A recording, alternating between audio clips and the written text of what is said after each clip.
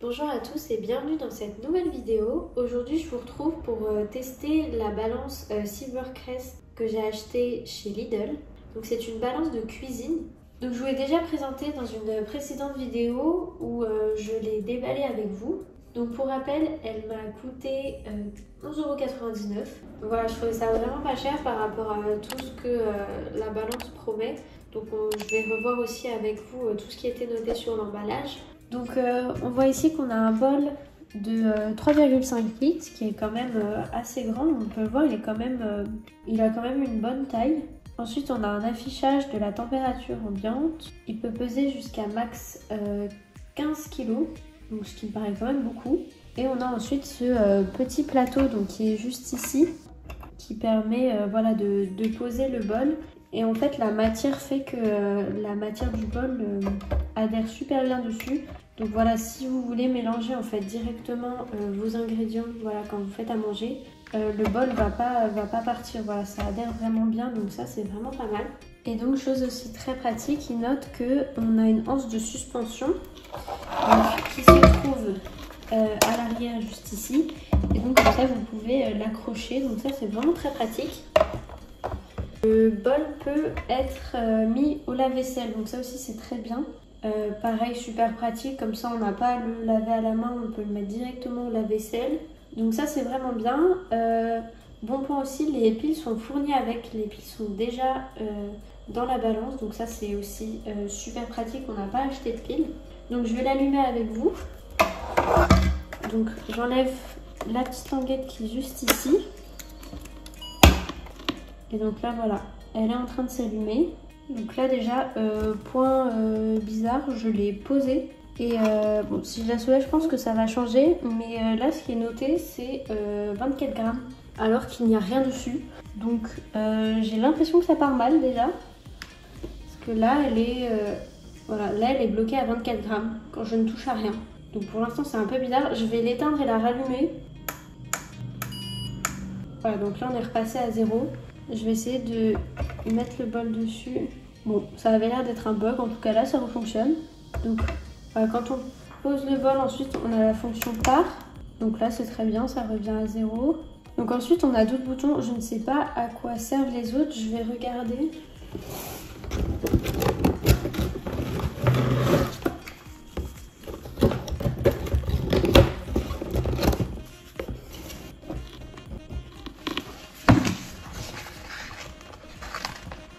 Donc on a également un minuteur.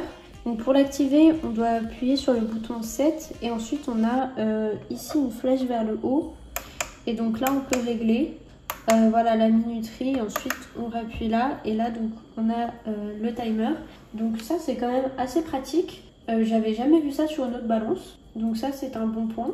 Donc je sais pas si à la fin ça sonne. On va voir ce que ça donne.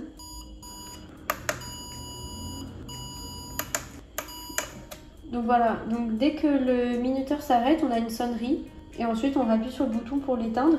Donc ça c'est super pratique.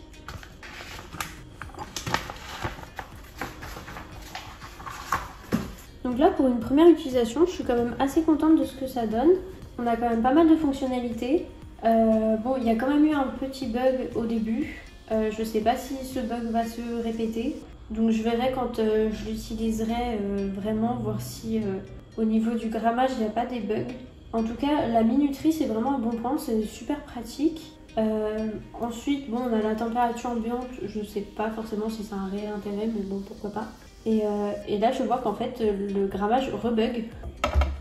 Bon c'est quand même assez problématique sachant que c'est quand même le but de la balance. Donc à voir si ça continue, en tout cas c'est un peu bizarre. Donc premier test, je suis un peu mitigée, donc sachant que je ne l'ai même pas vraiment utilisé, le grammage bug déjà. Donc ce n'est pas forcément une bonne chose. Je vais la tester plusieurs fois et je verrai ce que ça donne. Mais pour l'instant, pour un premier essai, je suis pas forcément satisfaite. Donc voilà pour le test de cette balance de chez Lidl. Donc si vous avez aimé ce test, n'hésitez pas à liker la vidéo, à vous abonner pour ne pas louper mes prochaines vidéos. Et si ça vous intéresse, je vous ai mis dans la description des liens Amazon pour trouver des objets similaires. Sachant que là pour l'instant je ne suis pas totalement satisfaite de cette balance. Peut-être que sur Amazon voilà, vous trouverez des objets similaires qui eux seront peut-être un peu plus performants. Donc je vais continuer à la tester et si je vois vraiment que ça bug, je pense que j'irai la retourner. Donc voilà, si ça vous intéresse quand même, n'hésitez pas à regarder dans la description les liens que je vous ai donnés. Et sur ce, je vous dis à bientôt pour une prochaine vidéo.